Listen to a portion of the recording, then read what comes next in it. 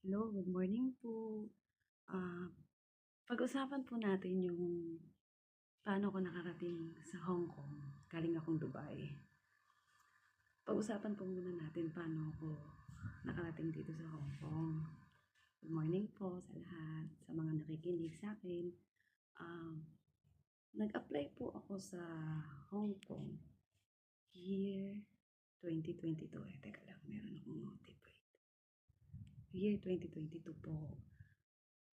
Medyo COVID pa siya noon, pero nag-open na yung mga bansa lahat. Nag-open na.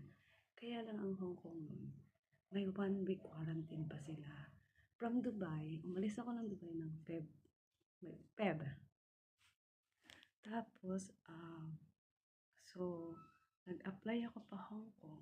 Feb 2022, umalis ako ng Dubai. Then, lipat lang ako ng upuan. Mahangin doon. Then, March ng katapusan 2022, nag-apply ako ng Hong Kong sa agency. Kasi sinabi sa akin ng friend ko na, kasi gusto ko ulit bumalik ng Dubai. Kasi nga, gamay ko na ang Dubai. Kumbaga, almost 10 years ako dun eh. Maganda talaga ang Dubai. Pero Hong Kong muna yung pag-usapan natin. So March katapusan, nag-apply ako sa agency. Sabi yung nirefer sa akin ng friend ko. Madaling araw pa lang umalis na ako ng bahay. Kasama ko yung asawa ko. Madaling araw pa lang, nakapila na kami dun sa may Malate. Doon ako nag-apply, dun yung agency ko eh. Tapos nun, ako kasi yung ugali ko, pag may mag-a-apply ako o may gagawin ako kinabukasan, gusto ko ready agad ako yung maaga pa lang nandun na ako, di baling mag-antay ako. Then after nun, nakapila, mga 9 nagbukas yung agency. Ang dami na namin, first timer, ex-abroad. Tapos nung nag-fill up kami ng mga papel, tinanong kung may ano kayo.